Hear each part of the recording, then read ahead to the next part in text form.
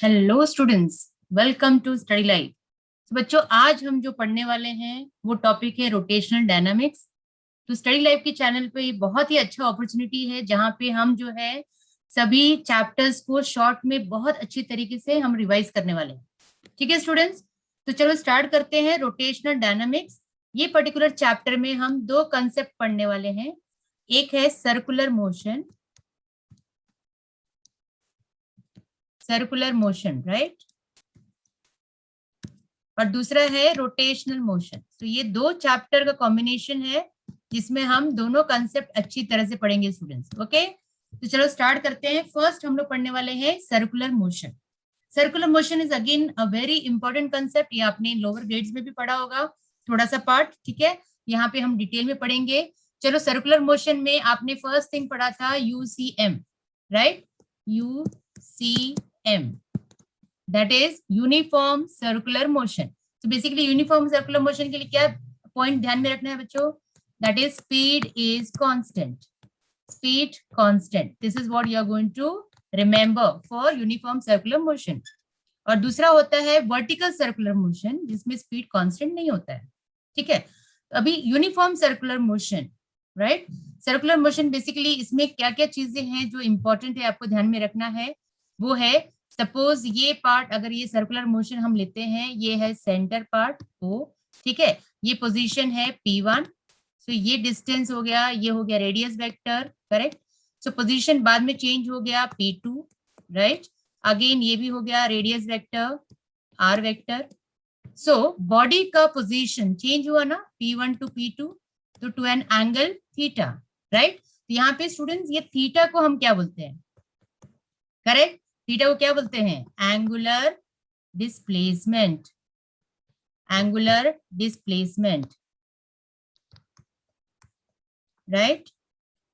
Okay, ये तो बहुत ही इंपॉर्टेंट कॉन्सेप्ट हो गया एंगुलर डिस्प्लेसमेंट। इसमें क्या है? थीटा का मतलब होता है आर्क, है ना, आर्क अपॉन रेडियस। तो ये कॉन्सेप्ट हमने ऑलरेडी पढ़ा था, ये जस्ट छोटा सा रिवीजन है। इसका यूनिट होता है रेडियंस, इतना सा एटलीस्ट ध्यान में रखो, ठीक है।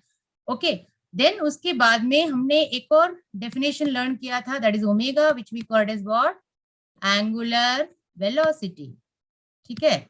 ये डेफिनेशन भी बहुत इजी है, वेलोसिटी से रिलेटेड है। वेलोसिटी क्या होता है स्टूडेंट्स? आप लोगों को मालूम है, वेलोसिटी होता है डिस्प्लेसमेंट अपॉन टाइम। तो यहाँ पे हम लिखेंगे एंगुलर वेलोसिटी को क्या बोलेंगे? Angular displacement upon time, right, angular displacement upon time. अच्छा, एक चीज मुझे बताओ, अगर ये पार्टिकल P1 से लेके घूम के पूरा सर्कल में आ गया तो एंगुलर डिस्प्लेसमेंट कितना हुआ? थीटा कितना हुआ? 2 पाई, ठीक है। अगर एक पूरा रोटेशन पार्टिकल बना रहा है तो इसको हम बोलते हैं पीरियोडिक टाइम। तो ये नया फॉर्मूला बन गया, राइट स्टूडेंट्स। उसके बाद में देखो ये इसको क्या बोलेंगे हम? 2 पाई n, बिकॉज फ्रीक्वेंसी क्या होता है? Reciprocal of periodic time, right. उसके बाद में नेक्स्ट, अभी इसके यहाँ पे भी हम यूनिट्स वगैरह याद कर लेंगे। यूनिट्स क्या होगा स्टूडेंट्स? वेरी सिंपल, रेडियंस है ना, थीटा मतलब रेडियंस एंड टाइम मतलब सेकेंड, सो हो जाएगा रेडियंस पर सेकेंड। फिर और एक कॉन्सेप्ट हमने अर्लियर स्टेज में पढ़ा था, दैट वाज अल्फा। अल्फा क्या होता है यहाँ पे? Angular acceleration, right. सो हम लिखेंगे अल्फा के लिए एंगुलर एक्सेलरेशन, राइट। अच्छा, बेसिकली अभी एक्सेलरेशन क्या होता है? एक्सेलरेशन आपको मालूम है, एक्सेलरेशन होता है the rate of change of velocity, बराबर। तो हम अल्फा मतलब एंगुलर एक्सेलरेशन क्या लिखेंगे? The rate of change of angular velocity, the rate of change of angular velocity, right. So यहाँ पे भी बहुत इजीली आपको मिल जाएगा। डी ओमेगा क्या होता है? ओमेगा 2 माइनस ओमेगा 1, मतलब चेंज मतलब final angular velocity minus initial angular velocity, right, upon T.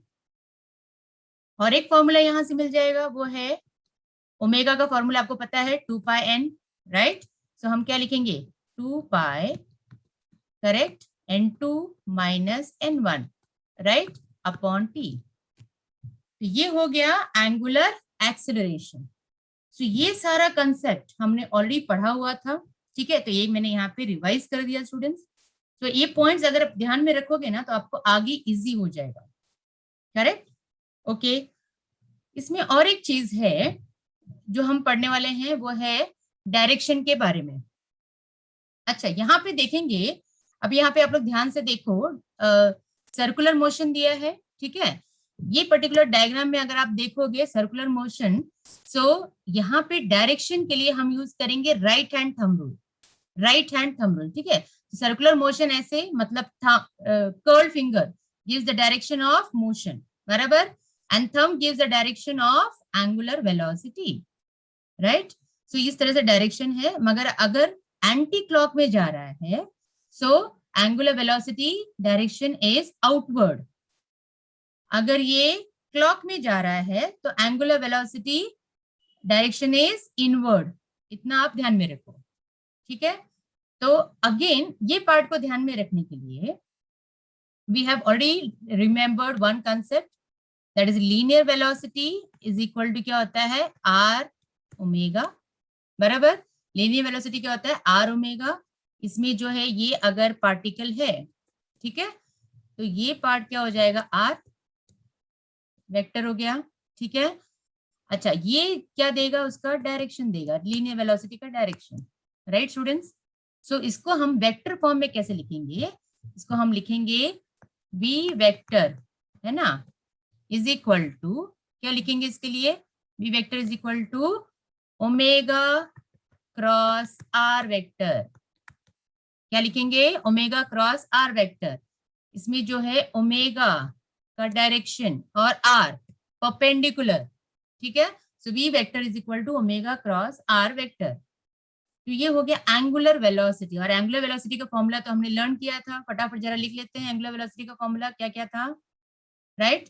Omega is equal to, yes, एक तो था थीटा बाय टी, है ना, दूसरा 2 पाई बाय टी, तीसरा 2 पाई एन। अभी एक और मिल गया मुझे यहां से, वो है v बाय आर। ये फॉर्मूले का लिस्ट अगर आप लोग ध्यान में रखोगे ना, तो कोई भी न्यूमेरिकल्स आप इजीली सॉल्व कर सकते हो, ठीक है?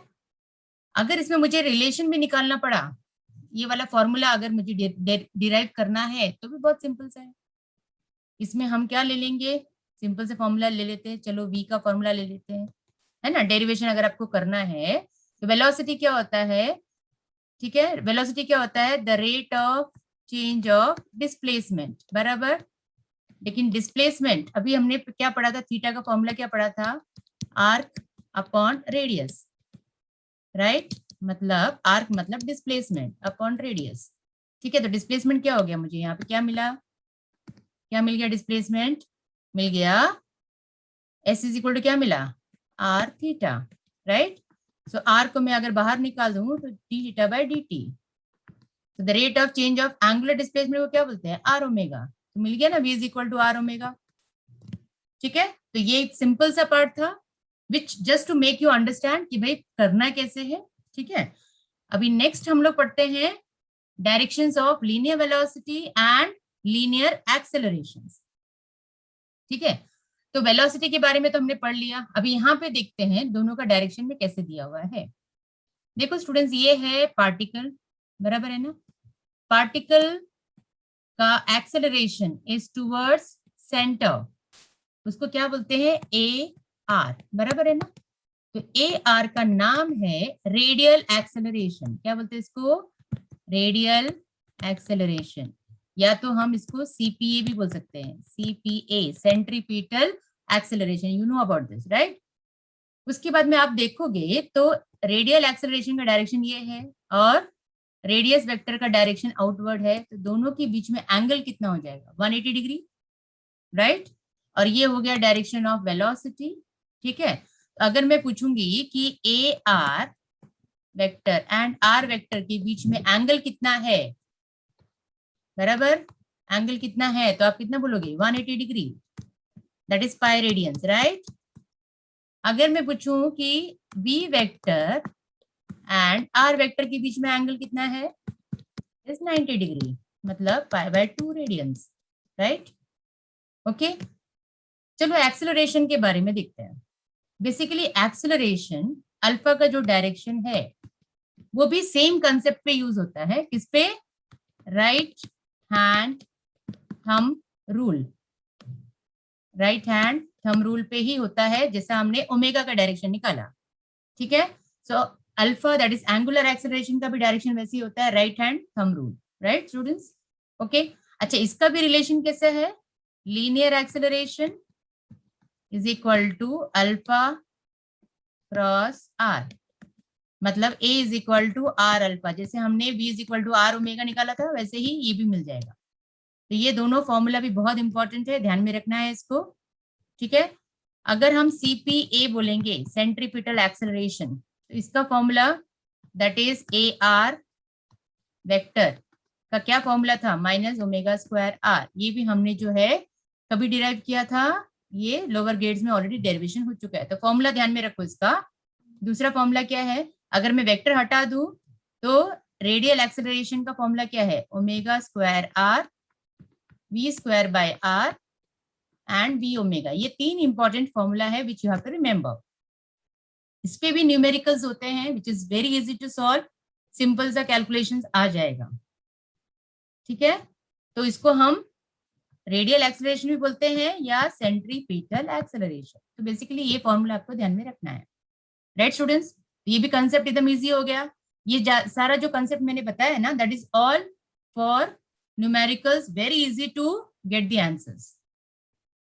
ओके स्टूडेंट्स, अभी स्टडी लाइफ चैनल में हम लोग जो पढ़ाई कर रहे हैं, यहाँ पे आप देखोगे कि स्टडी लाइफ में बहुत सारे कोर्सेज हैं, फुल कोर्स है, टेस्ट सीरीज है, माइक्रो कोर्स है। माइक्रो कोर्स बहुत ही अच्छा कोर्स है जो चैप्टर वाइज है एंड इट इज ओनली ₹99, ठीक है। तो आप एक बार जाके साइट पे जाके ट्राई कर सकते हो, राइट स्टूडेंट्स। चलो अभी देखते हैं centripetal force and centrifugal force. ये भी बहुत इंपॉर्टेंट है, 2 मार्क्स के लिए क्वेश्चन आता है, ठीक है। ये 2 मार्क्स के लिए आता है, centripetal force and centrifugal force, ठीक है। अच्छा, ये भी बहुत सिंपल सा है, चलो इसका पॉइंट ध्यान में रख लेते हैं। सेंट्रीपिटल फोर्स बेसिकली होता क्या है कि जो पार्टिकल है, the force which is acting is always towards the centre, ठीक है। The force which is acting is always towards the centre, ये हो गया पार्टिकल, ठीक है। So force is acting towards the centre, उसको हम क्या बोलते हैं, सेंट्रीपिटल फोर्स, ठीक है। सेंट्रीफ्यूगल में क्या होता है कि force acting on a particle is away from the centre, ये सेंटर पार्ट है, ठीक है। It is acting away from the centre, इसको बोलते हैं centrifugal force, radially away from the centre. इसका एग्जांपल सिंपल से लेते हैं, सेंट्रीपिटल में क्या हो जाता है कि इलेक्ट्रॉन्स रिवॉल्विंग अराउंड न्यूक्लियस, है ना, अर्थ रिवॉल्विंग अराउंड सन, ये सारा because of centripetal force. Centrifugal force में एग्जांपल क्या है, ड्रायर ले लो, वॉशिंग मशीन का जो ड्रायर है जिसमें कपड़ा सुखाते हैं, उसमें आप ड्रायर में देखोगे तो होल्स होते हैं, गीला कपड़ा उसमें डालोगे और घुमाओगे तो क्या हो जाता है, कपड़ा सूख के बाहर आ जाता है, बिकॉज होल्स में से पानी जो है वो बाहर की तरफ चला गया, उसको हम बोलते हैं because of centrifugal force, because the force is acting away from the centre, right. Even जो ब्लड सैंपल्स लेते हैं उसको टेस्ट ट्यूब में डाल देते हैं, तो ब्लड में जो वाटर मॉलिक्यूल्स होते हैं उसको सेपरेट करना होता है, इसके लिए उसको सेंट्रीफ्यूज मशीन में डालते हैं। तो सेंट्रीफ्यूज मशीन क्या करता है, गोल गोल घूमता है, जिसकी वजह से क्या होता है, पानी वाटर पार्टिकल्स बाहर आ जाता है, ठीक है। तो सिर्फ ब्लड सैंपल्स जो थिक प्रेसिपिटेट होता है वही जो मिलता है, ठीक है स्टूडेंट्स। तो अभी इसमें दूसरी चीज हम क्या पढ़ने वाले हैं, सेंट्रीपिटल फोर्स, ये जो है ना ये रियल फोर्स है, it is a real force, ठीक है। और यहाँ पे सेंट्रीफ्यूगल फोर्स जो है वो है सीडो फोर्स, सीडो फोर्स का मतलब होता है इमेजिनरी फोर्स, राइट। अगर रियल फोर्स है तो न्यूटन्स लॉ एप्लीकेबल होगा, so we can say that Newton's laws of motion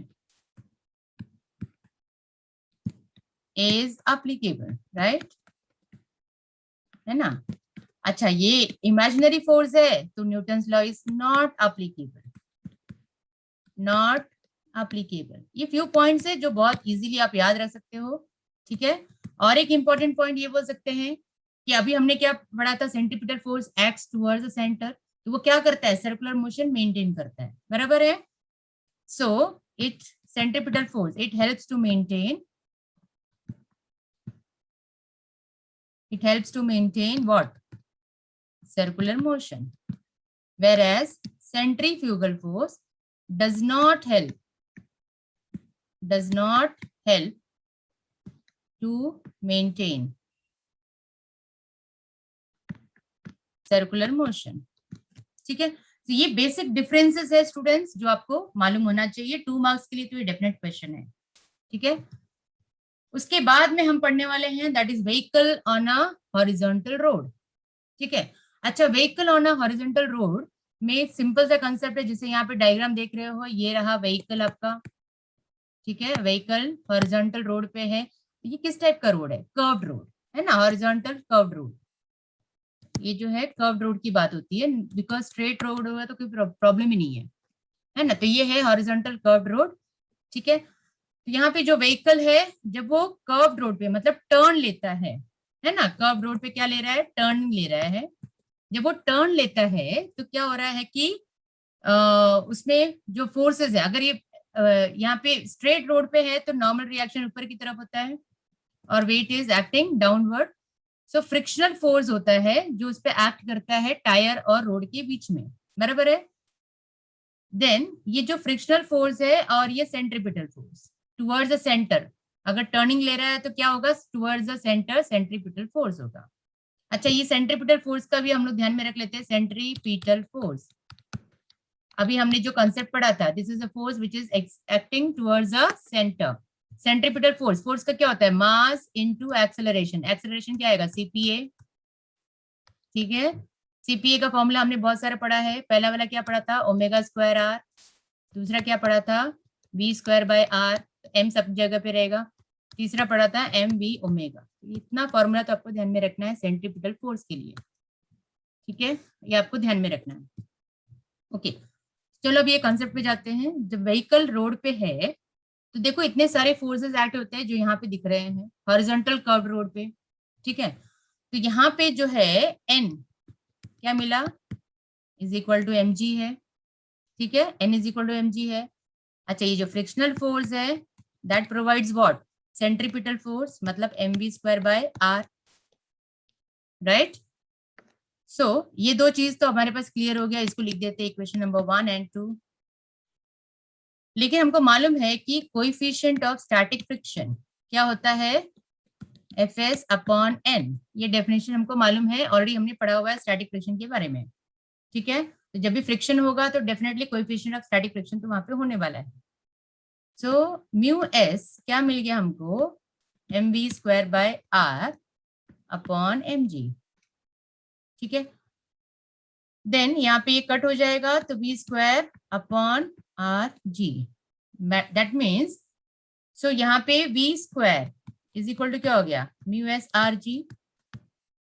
ठीक है, तो v क्या हो गया? Root of mu S R जी। ठीक है, सो दैट मीन्स स्टूडेंट्स यहाँ पे जो है फ्रिक्शनल फोर्स मैक्सिमम होगा। ठीक है, सो कर्व रोड पे मैक्सिमम फिर हमारा स्पीड ये हो सकता है, दैट इज मैक्सिमम स्पीड कितना हो जाएगा? Root of mu S R जी।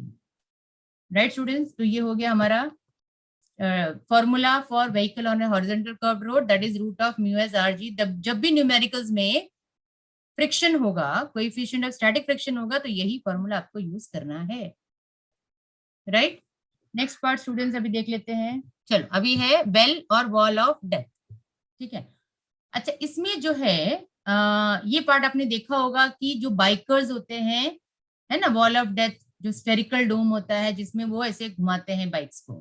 ठीक है, तो जो बाइकर्स होते हैं विद एक्सपीरियंस वो कर पाते हैं, इसमें जो भी फिजिक्स भी है, बिकॉज जब फिजिक्स का कैलकुलेशन प्रॉपर होगा तो वो स्पीड बराबर मेंटेन होगा और बाइकर्स जो है रोटेट कर सकते हैं, अदरवाइज वो डेफिनेटली एक्सीडेंट तो होगा ही होगा। ठीक है, अभी क्या क्या फोर्सेस एक्ट करता है बाइकर के ऊपर? चलो, ये है अपना बाइकर यहाँ पे। ओके, ये बाइकर हो गया। तो बाइकर के ऊपर क्या क्या फोर्सेस होता है? बिकॉज अगर सरफेस है तो सरफेस कौन सा फोर्स देगा हमको? नॉर्मल रिएक्शन देगा। ठीक है, फ्रिक्शनल फोर्स होगा और mg होगा। वेट ऑफ द बाइकर नीचे की तरफ होगा, फ्रिक्शनल फोर्स ऊपर की तरफ होगा। ऑफ कोर्स फ्रिक्शनल फोर्स जो है लेस होना चाहिए, नहीं तो क्या हो जाएगा? बाइकर वहां से मूव कर नहीं पाएगा, बराबर है, स्पीड उसका ज्यादा होना चाहिए बाइकर का, then only it will rotate. Okay, और कर्व्ड है तो टुवर्ड्स द सेंटर कौन सा फोर्स एक्ट करता है? Centripetal force. तो अभी देखो ये सारा फोर्सेस है, अब इसको हम बैलेंस करेंगे। तो हमारे पास क्या मिल रहा है students? F S frictional force balance किसको कर रहा है, वेट ऑफ द बॉडी को, ठीक है, और नॉर्मल रिएक्शन और सेंट्रीपिटल फोर्स। सेंट्रीपिटल फोर्स अपने पास क्या है, mv²/r। अगेन मैंने जैसे बताया यहाँ पे जो फ्रिक्शनल फोर्स होना चाहिए ये लेस होना चाहिए, बराबर है ना। अच्छा, म्यू एस का फॉर्मूला क्या है, ये ध्यान में रखना है, ठीक है। तो फ्रिक्शनल फोर्स मैंने क्या बोला है, ये लेस होना चाहिए, लेस और equal to mu S N, ठीक है। तो अभी यहाँ पे हम सब्स्टिट्यूट करेंगे, म्यू एस क्या है अपने पास, सॉरी एफ एस क्या है mg, और म्यू एस mv²/r। तो m पार्ट कैंसिल हो जाएगा, ठीक है। सो फॉर्मूला क्या मिला, अगर मुझे v² चाहिए तो ग्रेटर देन इक्वल टू क्या हो जाएगा, R G upon mu S, that is root of R G upon mu S, right students. So ये स्पीड होना चाहिए बाइकर का, राइट, बाइकर का स्पीड होना चाहिए। सो यहाँ पे जो है दैट मीन्स मिनिमम स्पीड जो बाइकर का होना चाहिए वो है root of R g mu s, बराबर है, root of R g mu s. So ये हो जाएगा velocity of, minimum velocity of the biker, जो स्पीड उनको मेंटेन करना ही करना है, उससे तो कम नहीं कर सकते, इतना तो मिनिमम उनका होना चाहिए, otherwise it has to be more than that. Then only क्या करेगा बाइकर, वो सर्कल में या तो स्फेरिकल डोम में बराबर से वो रोटेशन ले सकता है, ठीक है स्टूडेंट्स। ओके, अभी हम देखेंगे बैंक्ड रोड। अच्छा, बेसिकली बैंक्ड रोड होता क्या है, आप लोग ने देखा होगा बहुत जगह पे, जैसे गली में भी कर्व्ड रोड होते हैं, हाईवेज पे कर्व्ड रोड होते हैं। तो जब आप हाईवेज में देखते हो कर्व्ड रोड इस टाइप में होते हैं, ठीक है, तो इसको हम बोलते हैं outer as of the road. ये हो गया outer as of the road, और ये हो गया inner as of the road, ठीक है। अभी ये है पार्ट प्लेन रोड का, और ये इतना थोड़ा सा इंक्लिनेशन होता है, ठीक है, ये थोड़ा सा इंक्लाइंड पार्ट होता है, ठीक है। तो ये एंगल जितना इंक्लाइंड होता है टू एन एंगल, उसको बोलते हैं एंगल ऑफ बैंकिंग। क्या बोलते हैं उसको, एंगल ऑफ बैंकिंग। मतलब आउटर एज थोड़ा सा ऊपर होगा, इनर एज थोड़ा सा नीचे होगा, ठीक है, उसको बोलते हैं एंगल ऑफ बैंकिंग, वो एंगल को बोलते हैं, ठीक है। तो अभी ये बैंक रोड है, अभी यहाँ पे देखोगे तो देखो ये बैंक रोड है, राइट। अभी बैंक रोड पे जब व्हीकल जाता है, टर्न रोड पे जाता है, कर्व रोड पे जाता है, बैंकिंग है अगर, तो नॉर्मल रिएक्शन तो सीधा नहीं एक्ट करेगा, ठीक है, वो थोड़ा सा इंक्लाइंड हो जाएगा। बिकॉज क्या हो गया कि रोड पहले ऐसे नहीं था, पहले ऐसे था तो ऊपर की तरफ नॉर्मल रिएक्शन होता है, जब इंक्लाइंड हो जाएगा तो ऐसा हो जाएगा। तो ये पार्ट ऐसे हो गया, इसको दो पार्ट में रिजोल्व कर लिया, N cos theta N sine theta, जो थीटा से अटैच होता है वो हमेशा एन कॉस थीटा होता है, दूसरा वाला जो कंपोनेंट होगा वो एन साइन थीटा होगा। Weight of the vehicle will be acting downward direction, ठीक है। और कर्व्ड रोड है तो जो सेंट्रीपिटल फोर्स जो एक्ट करेगा towards the centre and opposite to the centre will be what, centrifugal force. तो वो एक्ट करेगा, सेंट्रीपिटल और सेंट्रीफ्यूगल फोर्स दोनों का फॉर्मूला एक ही है, सिर्फ डायरेक्शन चेंज है, ठीक है। सो एन कॉस थीटा किसको बैलेंस कर रहा है, यहाँ पे कंपोनेंट mg को बैलेंस कर रहा है, और एन साइन थीटा mv²/r, ठीक है। तो उसके बाद में अगर हम डिवाइड करेंगे, इक्वेशन 1 एंड 2 है तो 2 डिवाइड बाय 1 करेंगे। अभी क्यों डिवाइड करेंगे 2/1 को, बिकॉज हमेशा जो है फॉर्मूला में tan आना चाहिए, कॉट नहीं। तो हमको क्या मिल जाएगा, tan थीटा, n कैंसिल हो जाएगा, tan थीटा क्या हो जाएगा, v²/rg। तो v इज इक्वल टू क्या मिल गया, root of rg tan theta, बराबर है। तो ये हो गया speed of a vehicle on a curved road, ठीक है। अगेन यहाँ पे देखोगे जो स्पीड ऑफ अ व्हीकल है, बराबर है, इसमें मास कहीं पे भी नहीं है, मतलब जरूरी नहीं है कि ट्रक नहीं होना चाहिए, साइकिल नहीं होना चाहिए, ऐसा नहीं है। मतलब स्पीड इज, यहाँ पे क्या है, ये इंडिपेंडेंट है, किसका, मास का इंडिपेंडेंट है, ठीक है। अगर मैं सपोज यहाँ पे बोलूँ कि भाई थीटा निकालो, तो थीटा एंगल ऑफ बैंकिंग क्या होता है, tan इनवर्स v²/rg, बराबर है। मतलब theta is, angle of banking is independent, है ना, independent of mass of vehicle, ठीक है, तो इतना पार्ट आपको ध्यान में रखना है कि that theta is independent of mass of vehicle. ठीक है, तो ये हो गया vehicle on a banked road, which is very very important concept students. So students, अभी हम देखने वाले हैं कि बैंकिंग ऑफ रोड में दो टाइप का होता है। कोई कोई बैंकिंग ऑफ रोड पे, जैसे टर्न पे आप देखोगे हाईवेज पे स्पीड लिमिट लगाया होता है, बराबर है, कहीं पे स्पीड लिमिट कम होता है, कहीं पे स्पीड लिमिट ज्यादा होता है। ठीक है, तो वो कैसे काम करता है उसके बारे में हम लोग देखने वाले हैं। तभी हम देखेंगे पहले स्पीड लिमिट अगर कम है, ठीक है, लेस स्पीड है, मतलब हम समझ सकते हैं कि फ्रिक्शनल फोर्स जो होगा वो मैक्सिमम होगा या तो मोर होगा। ठीक है, मतलब फ्रिक्शनल फोर्स जो है वो ज्यादा होगा। ठीक है, अभी यहाँ पे आप डायग्राम में हम लोग देख सकते हैं स्टूडेंट्स, ये हो गया कर्व्ड रोड। ठीक है, बैंक्ड रोड है।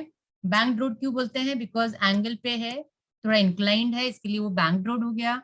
तो अभी इसमें फोर्सेस क्या क्या एक्ट करेंगे, हमको मालूम है नॉर्मल रिएक्शन ऐसे होता है, एन कॉस थीटा, उसका दो कंपोनेंट हो गया, N cos theta and N sine theta. तो अगर फ्रिक्शनल फोर्स मैक्सिमम है तो that will act in an outward direction. ठीक है, तो ये तो पार्ट अपना रोड वाला हो गया। ठीक है, तो ये ऊपर की तरफ एक्ट करेगा। नाउ इसका भी दो कंपोनेंट हो गया, F S cos theta and F S sine theta. Right students, अभी इसमें सिर्फ इतना ही ध्यान में रखना है कि कौन सा कंपोनेंट किसको बैलेंस करेगा। ठीक है, इतना अगर आपको मालूम है तो फॉर्मूला तो अपने आप इजीली निकल जाएगा, बिकॉज न्यूमेरिकल्स में पूछेंगे कि मिनिमम स्पीड के लिए क्या फॉर्मूला है, मैक्सिमम स्पीड के लिए क्या फॉर्मूला है। ठीक है स्टूडेंट्स, तो अभी इसमें ध्यान से देखो। अच्छा, इसमें और एक चीज आपको ध्यान में रखना है कि जो है टुवर्ड्स द सेंटर, तो सेंट्रीपिटल फोर्स होता है, तो अवे फ्रॉम द सेंटर क्या होता है, सेंट्रीफ्यूगल फोर्स। दोनों का फॉर्मूला सेम है। ठीक है, तो अभी हम लोग देखते हैं क्या क्या फोर्सेस एक्ट कर रहे हैं। चलो फर्स्ट वाला देख लेते हैं स्टूडेंट्स, वेरी सिंपल वन, यहाँ पे लिख देते हैं। चलो यहाँ पे एन कॉस थीटा ऊपर की तरफ एक्ट करता है, और कौन सा फोर्स है, एफ एस साइन थीटा। ये दोनों जो है अपवर्ड डायरेक्शन में, वर्टिकली अपवर्ड डायरेक्शन में एक्ट कर रहे हैं। ये किसको बैलेंस करेगा, एम जी को, जो डाउनवर्ड एक्ट कर रहे हैं।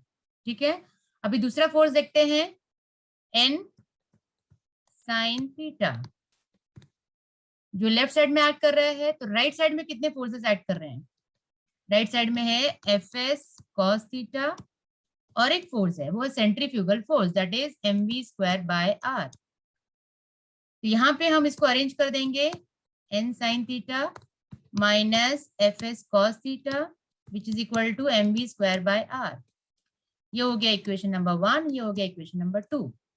अभी हम क्या करेंगे, ये दो इक्वेशन हमको मिल गया, हमको इसको डिवाइड कर देंगे। ठीक है, तो 2 डिवाइड बाय 1 करेंगे। अभी तुम लोग बोलोगे 2 डिवाइड बाय 1 क्यों करना है, तो 2 डिवाइड बाय 1 करने से क्या हो जाएगा कि वेलोसिटी टर्म ऊपर होगा, which is easy to get the answer कि स्पीड क्या होना चाहिए, बराबर है ना। फाइनली हमको तो स्पीड कैलकुलेट करना है।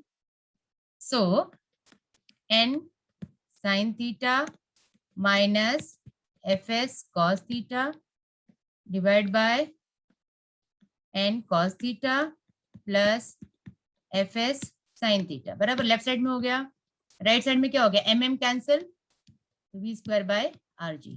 ठीक है, जो मिनिमम वेलोसिटी मिलेगा।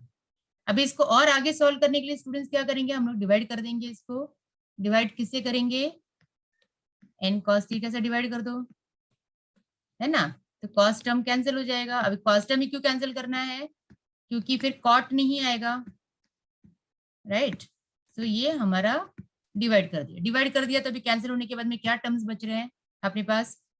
फर्स्ट वाला देखो, एन और एन कैंसिल, तो क्या बचा, टेन थीटा माइनस, इसमें कॉस और कॉस कैंसिल हो गया, तो एफ एस अपॉन एन को क्या बोलते हैं, म्यू एस, राइट, अपॉन, यहाँ पे देखो ये तो पूरा कैंसिल ही हो गया, तो 1 मिला, प्लस इसको क्या बोलेंगे हम, mu S, that is coefficient of static friction, and tan theta, right students, है ना, is equal to V square upon R G. तो यहां से डायरेक्टली अभी मैं लिख दूं आंसर, तो वी इज इक्वल टू क्या लिखेंगे, आर जी रूट के अंदर आएगा पूरा, है ना, tan theta minus mu s upon 1 plus mu s tan theta, right students. अच्छा, ये मिनिमम वेलोसिटी है, मिनिमम वेलोसिटी हम लोग यूज कर रहे हैं, राइट, बैंक रोड पे, क्योंकि वहां पे स्पीड लिमिट हमने मिनिमम रखा है because friction is more. Okay, so this is again very simple one. चलो अभी नेक्स्ट देखते हैं। यहाँ पे है अपर स्पीड लिमिट, मतलब स्पीड लिमिट ज्यादा रखा है, स्पीड लिमिट ज्यादा रखा है तो फ्रिक्शनल फोर्स क्या होगा, लेस होगा, राइट। तो फ्रिक्शनल फोर्स लेस होगा, तो अभी हम लोग देखेंगे आगे का डेरिवेशन पार्ट देखते हैं, ठीक है। फ्रिक्शनल फोर्स लेस होगा तो अभी अगेन ये कर्व्ड रोड है स्टूडेंट्स, ठीक है। तो ये कंपोनेंट तो हमको मालूम है, तीनों कंपोनेंट। अच्छा, इस तरफ से कौन सा फोर्स एक्ट करने वाला है, सेंट्रीफ्यूगल फोर्स, बराबर है। तो अभी ये सब फोर्सेस मालूम हो गए, कितने सारे फोर्स एक्ट कर रहे हैं। अभी अपर स्पीड लिमिट है तो फ्रिक्शनल फोर्स कम है तो इट इज शोन डाउनवर्ड, है ना, उसको कंपोनेंट में बना दिया है, ठीक है। ओके, तो ये तो सिंपल सा कंसेप्ट हो गया। अभी चलो उसको बैलेंस कर लेते हैं। ये फोर्सेस जो भी एक्ट कर रहे हैं मुझे बताओ, एन कॉस थीटा ऊपर की तरफ एक्ट कर रहा है और कोई फोर्स नहीं है ऊपर की तरफ, इक्वल टू कर देते हैं, ठीक है। इक्वल टू नीचे की तरफ दो फोर्सेस एक्ट कर रहे हैं, एक है F S sine theta, that is static friction का कंपोनेंट है साइन थीटा वाला, और एम जी, दोनों भी चीज नीचे एक्ट कर रही है, तो दोनों एक दूसरे को बैलेंस करना चाहिए। Then only properly vehicle can take turn on a curved road, ठीक है। तो बैंकिंग ऑफ रोड बेसिकली क्या प्रोवाइड करता है, it balances the centripetal force, ठीक है। और अपोजिट डायरेक्शन में क्या एक्ट करता है, centrifugal force.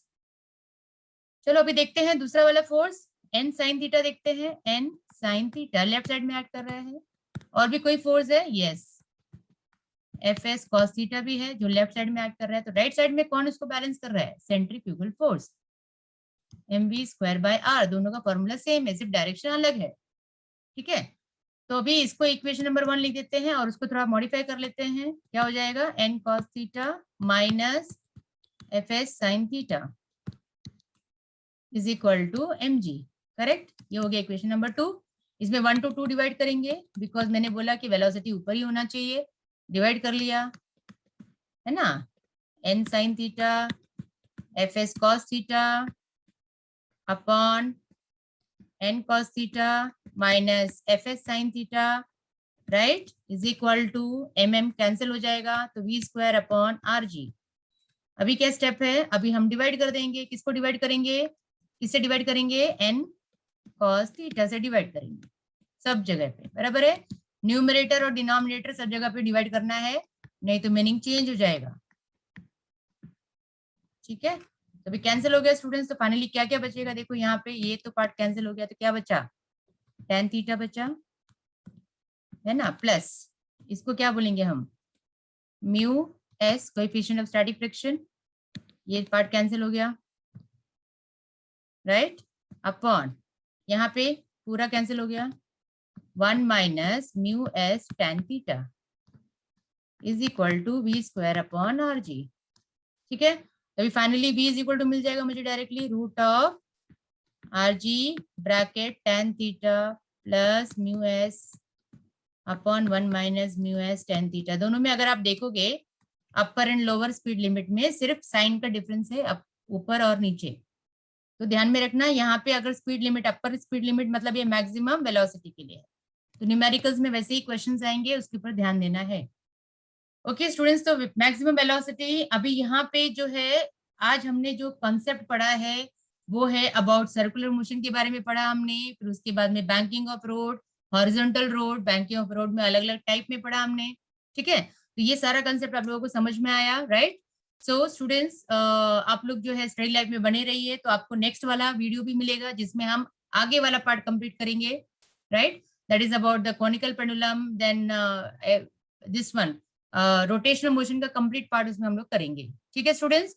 So wish you all the best, अच्छी तरह से पढ़ाई करो, रिविजन शुरू करो, आज नहीं करोगे तो कभी नहीं हो पाएगा, ठीक है। Okay, wish you all the best, thank you.